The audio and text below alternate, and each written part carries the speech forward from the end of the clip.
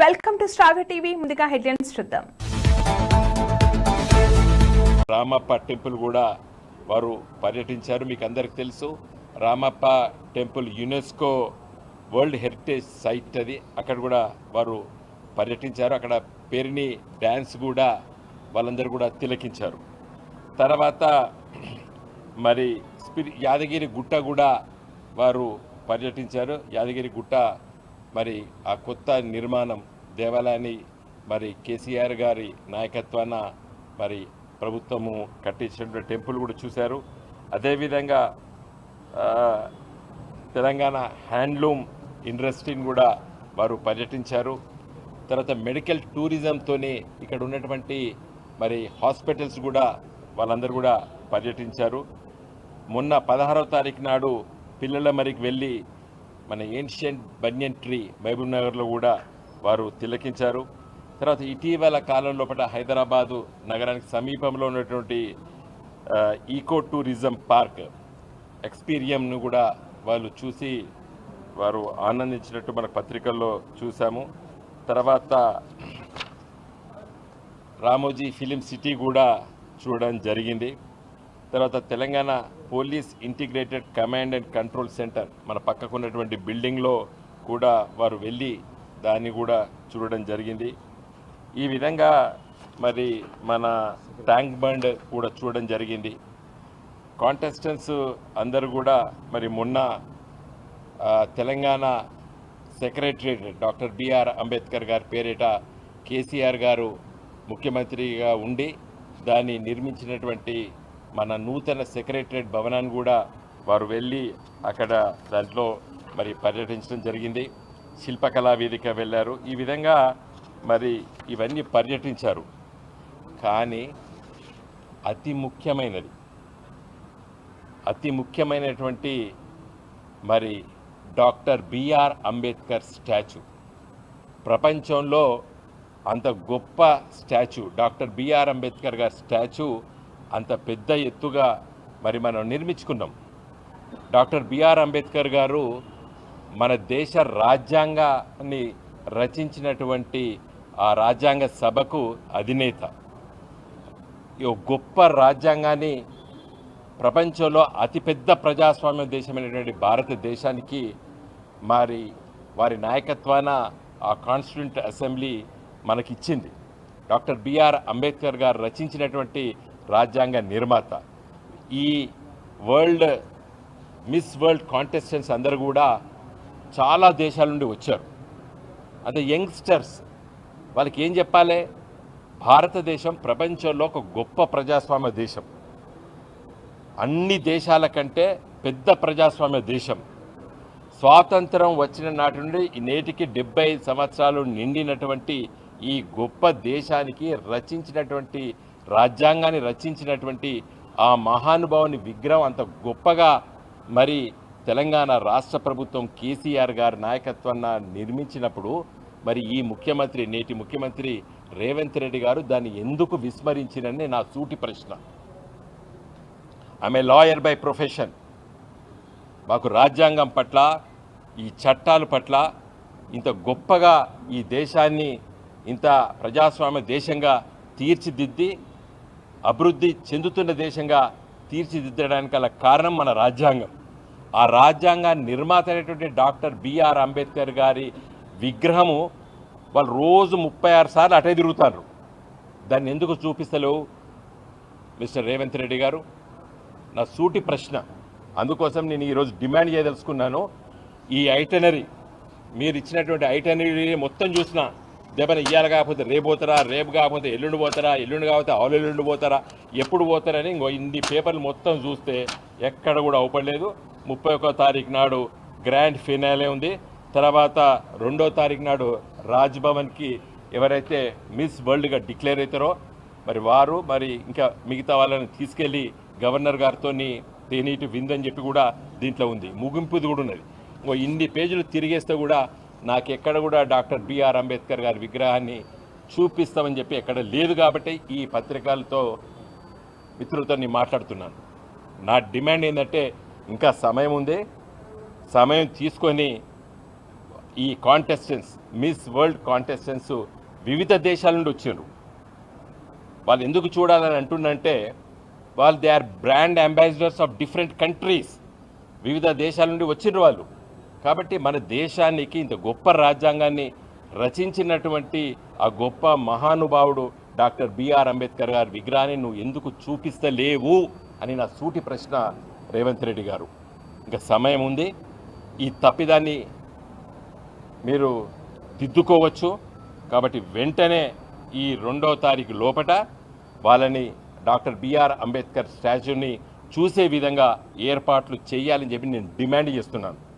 అదేవిధంగా 2వ తారీఖు నాడు మన రాష్ట్ర అవతరణ దినోత్సవం గవర్నర్ గారి దగ్గర తీసుకెళ్తున్నారు, మంచిది. ఎందుకంటే మన గవర్నర్ గారు తీసుకెళ్లే ముందు అక్కడ ఉన్నటువంటి అమరజ్యోతి ఏదైతే తెలంగాణ రాష్ట్ర ఏర్పాటు కోసం 1969లో దాదాపు 360 మందిని కాల్చి చంపినటువంటి నాటి ప్రభుత్వానికి మరి అమరులైపోయారు వాళ్ళు.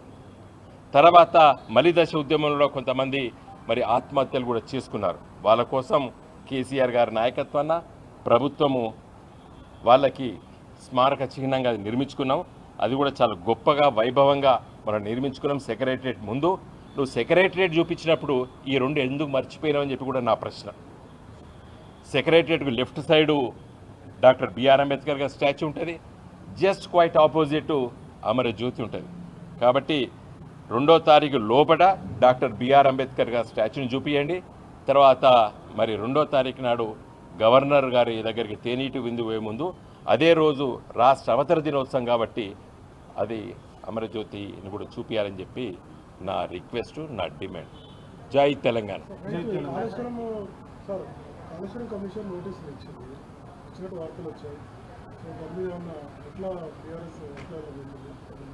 ఇప్పుడు కమిషన్ అది ఒక సమస్య పైన ఒక కమిషన్ ఏర్పాటు చేశారు. వారు నోటీసులు ఇచ్చినప్పుడు ఇప్పుడే టీవీ ఛానల్స్ చూస్తున్నాము.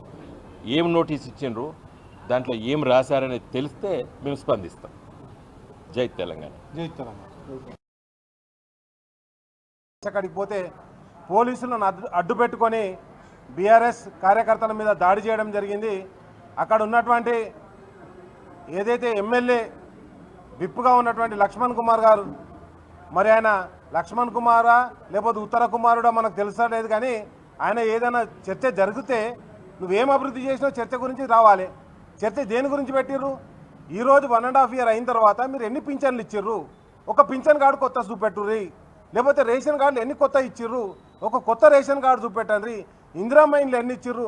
దళిత బంధు ఏదైతే ఈశ్వరన్న గారి నాయకత్వంలో సీనియర్ నాయకుడు అయినటువంటి ఈశ్వరన్న నాయకత్వం ఆ రోజు 2200 దళిత బంధు శాంక్షన్ చేస్తే కలెక్టర్ దగ్గర డబ్బులు పెడితే వాటిని కూడా అంబేద్కర్ అభయాస్తం అని చెప్పేసి మోసం చేసి ఈరోజు ఇప్పటి వరకు ఒక్క దళిత బంధు కూడా ఇవ్వనటువంటి పార్టీ ఈ కాంగ్రెస్ పార్టీ. అదేవిధంగా నేనేమంటున్నా అంటే గతంలో కూడా ఇక్కడనే ఏదైతే ధర్మపురి నియోజకవర్గంలోనే సోషల్ మీడియా కార్యకర్త అయినటువంటి సల్వాజు మాధవరావు అనే ఒక నాయకుని మీద దాడి చేసి ఆయనను తీవ్రంగా గాయపరిచి ఆయననే జైలు పాలన చేసినటువంటి ఘన చరిత్ర ఈ లక్ష్మణ్ కుమార్కు ఉంది. కాబట్టి నేనేమంటున్నా అంటే ఇప్పటికి కూడా మేము చెప్పేది ఒకటే, మీరు అభివృద్ధి చర్చకు వస్తే ఎక్కడికైనా బీఆర్ఎస్ పార్టీ నాయకులు చర్చకు రావడానికి సిద్ధంగా ఉన్నారు. ఆ చర్చకు వచ్చినటువంటి నాయకుల మీద దాడి చేయడం జరిగింది. ఈ దాడి డైరెక్ట్గా కార్యకర్తల మీద చేయడం, మేము దాడులు చేసుకుంటూ పోతే ఇది ప్రజాస్వామ్యానికి సరైన పద్ధతి కాదు. సరే దాడులే చేసుకొని కొనసాగిద్దామని దానికి కూడా సిద్ధంగా ఉన్నామని చెప్పేసి ఈరోజు టీఆర్ఎస్ పార్టీ చెప్తుంది. కాంగ్రెస్ పార్టీ కార్యకర్తలారా ఇప్పటికైనా కళ్ళు తెరవండి. మీరు ఏదైతే వాగ్దానాలు చేసిర్రో 6 గ్యారంటీలు అని చెప్పిర్రో అవన్నీ అమలు చేస్తామని చెప్పిర్రో అవి అమలు చేయడానికి మీరు కృషి చేయండి తప్పితే బీఆర్ఎస్ పార్టీ అడిగినటువంటి ప్రశ్నించినటువంటి నాయకుల మీద దాడి చేయడం సరైన పద్ధతి కాదు. ఒకటే అడుగుతున్నా, ఈరోజు Congress party BJP party BRS party కాదు, గతంలో కేసీఆర్ గారు ఏ రైతైనా సరే అందరికీ రైతు బంధు ఇచ్చిండు. ఎవరింట్లో పెళ్ళైనా సరే షాదీ ముబారక్ కళ్యాణ లక్ష్మి చెక్ ఇచ్చిండు. ఎవరింట్లో అనారోగ్యం పాలైనా కానీ సీఎం రిలీఫ్ ఫండ్ ఇచ్చిండు.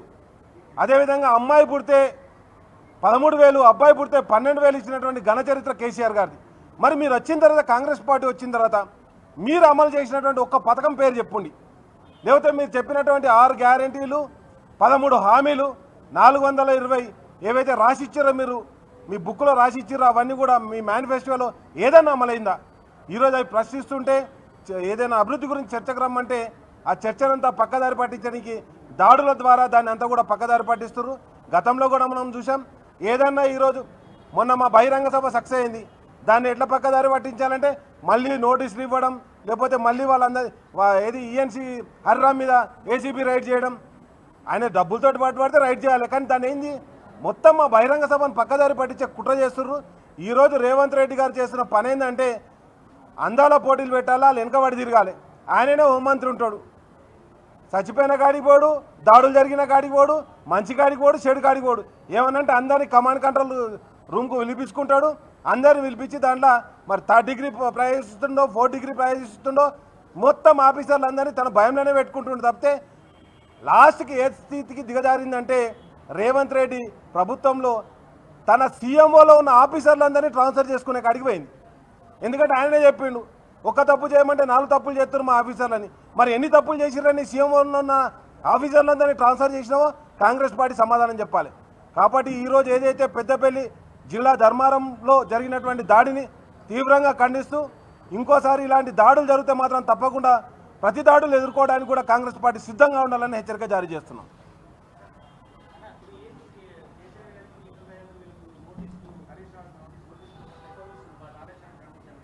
అన్న మీరు ఏదైతే అడిగారో అంటే మీరు చెప్తేనే ఇప్పుడు తెలిసింది. అవి మరి నోటీసులు ఏడొచ్చినాయి ఎట్లా వచ్చినాయి అనేది ఇంకా క్లారిటీ లేదు. కాబట్టి వాటిని తప్పకుండా ఏవొచ్చినా కానీ గతంలో మనం చూసాం. కరెంటు దాని గురించి ఎప్పుడైతే నరసింహారెడ్డి గారు వేసినటువంటి కమిషన్ ప్రశ్నించినప్పుడు దానికి సరైన లేఖతో మా తొలి ముఖ్యమంత్రి గారు స్పందించడం జరిగింది.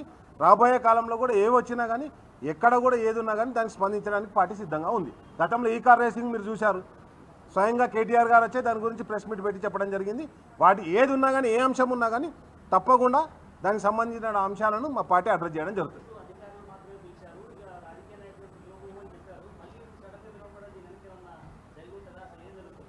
అది కూడా అంటే అధికారులనే పిలిచినాం, మేము రాజకీయ నాయకుల్ని పిలవలే అని చెప్పేసి అది కూడా మీడియా ద్వారానే విన్నాం. ఎక్కడ కూడా ఘోష్ కమిషన్ ప్రెస్ మీట్ పెట్టినటువంటి దాఖలాలు అయితే లేవు. కాబట్టి అది ఏది ఉన్నా కానీ తప్పకుండా దానికి సంబంధించి పార్టీ ఒకసారి చర్చించి దాని మీద నిర్ణయం తీసుకోవడం జరుగుతుంది. మా గెలు శ్రీనివాస్ యాదవ్ గారు మాట్లాడు. మీడియా మిత్రులకు నమస్కారం. ఇవాళ రాష్ట్రంలో అరాచక పాలన కొనసాగుతుంది అనడానికి ఇవాళ ధర్మపురి నియోజకవర్గంలో జరిగిన ఆ బీఆర్ఎస్ పార్టీ కార్యకర్తల మీద దానికి నిదర్శనమని చెప్పి ఈ సందర్భంగా తేలాదిస్తూ ఉన్నాం. ఒక పక్క కాంగ్రెస్ పార్టీ నాయకులే వాళ్ళే సవాలు విసురుతారు. కొప్పులీశ్వర గారు ధర్మపుర నియోజకవర్గ అభివృద్ధి కోసం ఏం చేయాలని చెప్పి అన్నది కాంగ్రెస్ పార్టీ. సవాలు విసిరింది కాంగ్రెస్ పార్టీ. దానికి స్పందించి మా పార్టీ నాయకులు మా కార్యకర్తలు చర్చకు వస్తే ఇవాళ భయపడి చర్చించే దమ్ము లేక అడ్లూరు లక్ష్మణ్ గారు ఎమ్మెల్యే అయినాక ప్రభుత్వ విప్ అయిన తర్వాత ఒక నయా పైసా తీసుకురని అడ్లూరు లక్ష్మణ్ గారు తరపున ఇవాళ పోలీసులను తీసుకొచ్చి ఇవాళ మీరు చర్చకు వచ్చి ఇవాళ మా నాయకుల మీద దాడి చేస్తారని చెప్పి ఇవాళ మేము ప్రశ్నిస్తూ ఉన్నాం. మీకు ధైర్యం ఉంటే నిజంగా అభివృద్ధి కనుక మీరు చేసి ఉంటే పోలీసులు లేకుండా మీరు చర్చకు రావాల్సింది. పోలీసులను అడ్డం పెట్టుకొని ఇవాళ మమ్మల్ని ఆపచ్చు, కానీ ప్రజలను మాత్రం ఆపలేరనే విషయాన్ని ఇవాళ కాంగ్రెస్ పార్టీ నాయకులు గుర్తుంచుకోవాలి. మీకు నిజంగా సిగ్గుంటే ధైర్యం ఉంటే ధైర్యంగా రండి. పోలీసులు ఎందుకే మీకు నిజంగా మీరు అభివృద్ధి చేశారు కదా, అభివృద్ధి చేసినప్పుడు పోలీసులను తీసుకొని రావాల్సిన అవసరం మీకేమున్నది? ఇవాళ మా పార్టీ కార్యకర్తలకు సమాధానం చెప్పే ధైర్యం లేక కొప్పులీశ్వర్ గారు చేసిన అభివృద్ధిని చూడలేక ఇవాళ ఇలాంటి చిల్లర మల్లర రాజకీయాలు వేయడం కాంగ్రెస్ పార్టీ నాయకులు మానుకోవాలని చెప్పి హెచ్చరిస్తూ ఉన్నాం. ఇవాళ ముఖ్యమంత్రి గారు అందరా బామలను తీసుకొచ్చి ఇవాళ తెలంగాణలో తింపుతుండు. ఏం చూపిస్తుండండి? కేసీఆర్ గతంలో నిర్మించిన ఆనవాళ్ళను చూపిస్తాడు తప్ప కొత్తగా కాంగ్రెస్ ప్రభుత్వం ఈ 15 నెలల కాలంలో ఏమైనా చేసిన ఏమైనా ఉన్నాయా? ఇవాళ ఎప్పటికైనా కేసీఆర్ గారు చేపట్టిన అభివృద్ధి కార్యక్రమాలే ఇవాళ ప్రపంచానికి మరోసారి ఇవాళ చూపిస్తున్నారు తప్ప కొత్తగా కాంగ్రెస్ పార్టీ చేసిన విషయం ఏం లేదు. ఇవాళ పక్కనే 10 కిలోమీటర్ల దూరానే ఇవాళ గుల్జార్ హౌజ్లో దాదాపు 17 మంది చనిపోతే ఈ ముఖ్యమంత్రికి పరామర్శించే తీరిక లేదా? గతంలో కొండగట్టులో ఒక బస్సు బోల్తవాడి చనిపోతే ఆ రోజు ఎంతో రాజకీయం చేసిన రేవంత్ రెడ్డి గారు ఇవాళ 10 కిలోమీటర్ల దూరం ఉన్న వాళ్ళను పరామర్శించడానికి తీరిక లేదని చెప్పి వాళ్ళని మేము ప్రశ్నిస్తూ ఉన్నాం. కాబట్టి మాట్లాడే ముందు జాగ్రత్తగా మాట్లాడాలని చెప్పి ఇలా ఈ కాంగ్రెస్ ప్రభుత్వాన్ని హెచ్చరిస్తూ ఉన్నాం. పక్కనే 20-30 మీటర్ల దూరాన పోలీస్ స్టేషన్ ఉంటుంది. ఫైర్ ఇంజన్లు వస్తాయి కానీ అలా నీళ్లు ఉండయి, ఎలాంటి సేఫ్టీ మెజర్స్ ఉండయి. దానివల్ల ఇవాళ ప్రభుత్వ నిర్లక్ష్యం వల్ల 17 మంది ఇవాళ హైదరాబాద్లో చనిపోయారంటే దానికి కారణం రేవంత్ రెడ్డి కారణం కదా.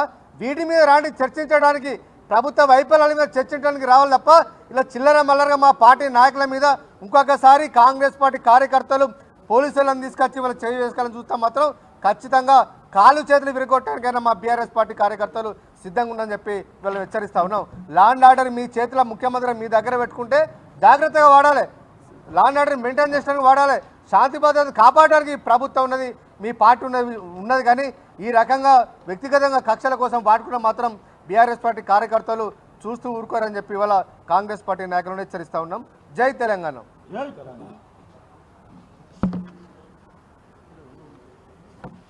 నిన్న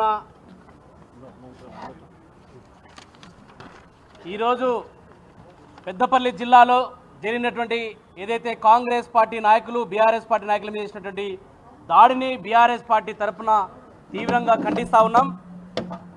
వారు సోషల్ మీడియా వేదికగా అభివృద్ధి మీద చర్చకు రండి అని చెప్పేసి కాంగ్రెస్ పార్టీ వాళ్ళు కవ్వింపు చర్యలకు పాల్పడితే ఖచ్చితంగా 10 సంవత్సరాల కాలంలో కొప్పుల ఈశ్వర్ గారి నేతృత్వంలో ఆ జిల్లాలో జరిగినటువంటి అభివృద్ధి మీద మేము చర్చించడానికి బాబాసాహెబ్ అంబేద్కర్ విగ్రహం సాక్షిగా మేము చర్చించడానికి సిద్ధంగా ఉన్నామని మా బీఆర్ఎస్ పార్టీ నాయకులు కార్యకర్తలు అక్కడికి వెళితే అక్కడికి చర్చించాలి ప్రజాస్వామ్య స్ఫూర్తితో వారు వేసినటువంటి సవాలుని స్వీకరించి మా పార్టీ నాయకులు వెళ్తే వారు అదే స్ఫూర్తితో వారు చర్చించాలి కానీ పోలీసు వారిని వెంట తీసుకెళ్లి మా పార్టీ నాయకులని దాడి చేయడం అంటే ఇది సిగ్గుమాలిన చర్యగా నేను భావిస్తా ఉన్నాం. మేము ఈ సందర్భంగా మేము చెప్తా ఉన్నాం ఈ ప్రభుత్వానికి, రేవంత్ రెడ్డి గారికి మేము హెచ్చరిక చేస్తా ఉన్నాం, కాంగ్రెస్ పార్టీ నాయకులకు హెచ్చరిక చేస్తా ఉన్నాం.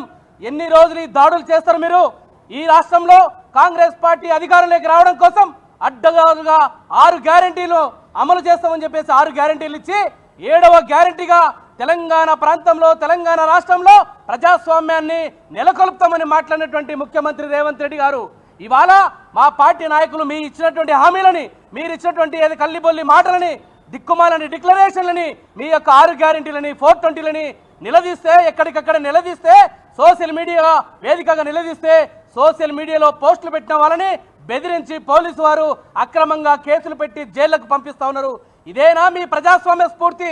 ముఖ్యమంత్రి రేవంత్ రెడ్డి గారిని ప్రశ్నిస్తా ఉన్న వాళ్ళను ఇదేనా? రాహుల్ గాంధీ గారు ఈ దేశంలో రాజ్యాంగాన్ని చేతులు పట్టుకొని వారు దేశమంతా తిరుగుతూ ఈ రాష్ట్రంలో తెలంగాణ ప్రాంతంలో రాజ్యాంగానికి తూట్లు పడుతున్నటువంటి కాంగ్రెస్ ప్రభుత్వానికి వారు చెప్పాల్సిన అవసరం ఉందా లేదని ఈ సందర్భంగా కాంగ్రెస్ నాయకత్వాన్ని కూడా నేను అడుగుతా ఉన్నాను, నేను ప్రశ్నిస్తా ఉన్నా ఇవాళ నేను. కాబట్టి మీరు చేసినటువంటి యొక్క దాడులను మీరు ఈ రకమైనటువంటి దాడులు చేసుకుంటూ వెళ్తే ఖచ్చితంగా బీఆర్ఎస్ పార్టీ తరఫున ప్రతి దాడులు తప్పవని ఈ సందర్భంగా నేను కాంగ్రెస్ పార్టీ నాయకులకు హెచ్చరిక చేస్తా ఉన్నాను. వాళ్ళను మీరు ఇచ్చినటువంటి హామీలని అమలు చేయండి. ఈరోజు ప్రజలని పక్కదారి పట్టించడం కోసం, మీరు ఇచ్చినటువంటి గ్యారంటీలను పక్కదారి పట్టించడం కోసం పబ్లిక్ని ఒక డైవర్షన్ పాలిటిక్స్ను పాల్పడుతూ ఇవాళ అడ్డమైనటువంటి నోటీసులు అని చెప్పేసి ఈరోజు పీసీ ఘోష్ గారి కమిషన్ ఎన్ని రోజులు పొడిగిస్తారు మీరు? మార్చి 2024 మార్చి 12వ తారీఖు ఇచ్చినటువంటి కమిషన్ ఇవాళ ఈరోజు ఇచ్చినటువంటి జీవో ప్రకారం 7 సార్లు ఇప్పటి వరకు కమిషన్ యొక్క పరిధిని ఎక్స్టెన్షన్ చేస్తున్నటువంటి పరిస్థితి. అంటే వీరికి ఆ కాళేశ్వరంలో జరిగినటువంటి దాని మీద నిజాలు నిగ్గు తేల్చాలని ప్రభుత్వానికి చిత్తశుద్ధి లేదు. ఆ కమిషన్ పేరు మీద ఈ ప్రభుత్వం బీఆర్ఎస్ పార్టీని ఏ రకంగా బ్లాక్మెయిల్ చేయాలి, మా పార్టీ నాయకుల పట్ల ఏ రకంగా ఇక అభాండారం మోపాలని ఒక కుట్ర చేస్తామని తప్ప వీరికి ఏ రకమైనటువంటి చిత్తశుద్ధి లేదని ఈ సందర్భంగా చెప్తా ఉన్నా.